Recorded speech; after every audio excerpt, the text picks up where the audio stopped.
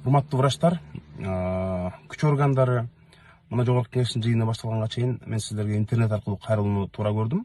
Анткени мына маалымат каражаттарынан окуп атабыз. Ушул медициналык каражаттардын жетишпегени тууралуу айтып чыккан врачты күч органдары ушул куугунтуктап, аны кечирим сурап атышат. Бул таптакыр туура эмес. Кыргызда бир жакшы сөз бар: ооруну жашырсаң өлүм ашкерлейт дейт. Ошондуктан бизде азыр врачтар болуп аткан көйгөйдү, эмне жетишпей атат, эмне кемчиликтер болуп атат, сөзсүз түрдө аны ачык айтып туруш керек. Аларды куугунтуктай турган мезгил эмес азыр. Бүт дүйнөдө ушул илдеттен кутулуу үчүн өкмөтү болобу, карапайым жараны болобу, күч органдары болобу, врачтарды бапестеп, аларга алкыш айтып, аларга рахмат айтып отурушат. Тескерисинче бизде проблеманы айтып койгон врачтарды куугунтуктаган бул абдан чоң катачылык. Ошондуктан урматтуу врачтар, эгерде кемчиликтер болсо, медициналык каражаттар жетишпей атса, өзүңөрдүн кандайдыр бир ойлоруңар болсо, аны сөзсүз түрдө силер ачык айтып турушуңар керек. Эгерде ошондой учурда сиздерге кандайдыр куугунтук болсо, жетекчилик тарабынан, күч органдары тарабынан, атайын кызматтар тарабынан, милиция тарабынан ошондой боло турган болсо, сөзсүз бизге кайрылыңыздар. Мына интернет аркылуу кат жазып коюңуздар. Биз сиздердин ар бириңиздерди, укугуңуздарды коргоп, мыйзам чегинде сиздерге эч кандай куугунтук болушуна биз жол бербейбиз. Мына ар бириңиздерди коргогонго биздин мындай күчүбүз жетет. Экинчиден, ушул күч органдарына да кайрылгым келет. Эмне үчүн ушул соңку учурда интернетте кандайдыр бир сын айтып койгондун баарын эле алып келип кечирим суратып аны чыгарып атасыздар. Улуттук жанагы кастыкты козуткан же болбосо бир будуң чаң салгандай билдирүүлөр болсо биз туура түшүнөт элек. Бирок кандайдыр бир деңгээлде сын пикир айтып койгон адамдын баардыгын алып келип кечирим суратып койгон бул мындай жакшы эмес, бул баадырлык эмес. Аны интернетке чыгарып кайра. Бул коронавирус илдети дагы Кудай буйруса бүтөт. Бүткөндөн кийин сиздер жооп бересиздер. Канча адамды кармап, канча адамга куугунтук кылып атасыздар, канча адамды ушул кечирим суратып атасыздар. Мунун баардыгы мындай унутулуп кала турган нерсе эмес. Ошондуктан милицияда болобу, СМБда болобу, кайсыл тармакта болбосун, мындай өзүңүздөрдүн ыйгарым укуктардан ашка чаппаңыздар.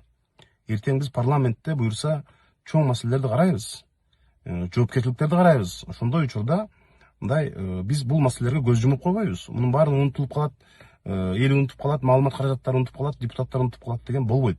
Ошондуктан азыр бизде ушул бир эле маселе коронавирус менен күрөшүү маселеси болуп аткан учурда бул кырдаалдан пайдаланып ар кандай кысым басымдарды кылбаш керек. Бизде ар ким өзүнүн оюн эркин айтканга, пикирин интернетке эркин жазганга укугу бар. Ага ал жоопко тартылбаш керек. Экинчиден, мына өкмөт врачтарга убада кылган жанагы сыйакы 46 000 сом деп атабыз. Андан сырткары дагы ар кандай жардамдар убада кылган, бирок азыр көпчүлүк врачтар мына бизге чалып атат. Ал каражаттар түшпөптүр. Азыр ал элек. Бирок буга чейин өкмөт биз ушул врачтарга каражатты котордук деп айткан. Бирок врачтар мына бүгүн эле мен жок эле дегенде 4-5 врач менен сүйлөштүм. Аларга каражат түшкөн эмес. Ошондой учурларды дагы эске алып, бул маселеде мындай биз ынтымакта чыгышыбыз керек. Эч кандай куугунтук болбош керек. Врачтарга өзүңөрдүн жетекчилигиңер кайсыл кызмат тарабынан болсо дагы сен эмне үчүн проблеманы арызданасың деп айтып койгон болсо, бизге сөзсүз кабарлаңыз. Мына мага кат жазыңыз. Бир дагы кайрылуу врачтардын жоопсуз калбайт. Биз сиздердин укугуңуздарды коргоп, акыйкатка, адилеттикке жеткенге, өзүңөрдүн ишиңерди бейкапар уланта бергенге мүмкүнчүлүк түзүп бере алабыз. Анткени мына Кыргызстанда бүгүнкү күнү өкмөт башчы айтты, 183 миллион сом коронавирус илдети менен күрөшүүгө кетти деп атат. Анын 173 миллиону МЧСке, өзгөчө кырдаалдар министрлигине, а врачтарга болгону 40 миллионго жетпеген гана каражат бөлүнгөн. Ушул дагы туура эмес. Биз муну буюрса сессияда дагы карайбыз. Кыргызстан азыр 100 миллиондогон долларларды чет өлкөдөн карызга сурап атат. Мына ушу коронавирустун кесепеттери менен күрөшөбүз деп. Бирок врачтарга эгерде биз ушундай бир медициналык бет кабар бере албай атсак, бул эмне, бул акчалар каяка кетет? Ошондуктан бул ар бир тыйынды биз контролдошубуз керек. Мына буга чейин МВФтен Кыргызстанга 120 миллион акча доллар келип түштү.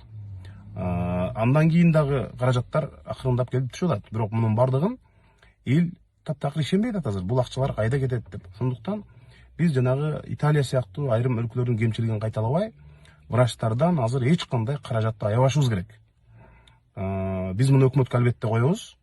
Ошон үчүн азыр эми врачтарга деп ишкерлер, жөнөкөй жарандар, мекенчил балдар, кыздар бардыгы керек болсо ошол чет өлкөдөгү мигранттардан бери болгон акчасынын жарымын которуп, өзүнүн тапкан кирешеси менен тең бөлүшүп ошолорго медициналык жанагындай атайын костюмдарды, көз айнектерди, колгаптарды, маскаларды алып бергенге каражат издеп, өзүнүн кирешесинен мындайча айтканда бир наннын жарымын ошолорго бөлүшүп атса, биздин өкмөттүн өзгөчө күч органдарынын врачтарга мындай мамилеси аябай чоң мындай коомдо кыжырданууну пайда кылды. Ошондуктан буга сөзсүз жооп бериш керек. Жаңы келген министр дагы өзүнүн врачтарын чыгып коргоп, күч органдары менен кызыл чеке болуп талашып тартышып, эмне үчүн силер менин кызматкерлериме, медицина кызматкерлерине мындай куугунтуктар жасайсыңар, аларды эмне үчүн тыйып атасыңар деп катуу туруш керек. Министр тескерисинче алардын алдында мындай бүжүрөгөн позицияда болбош керек. Ошондуктан урматтуу күч органдары, ар бир кызматкер ушундай кырдаалда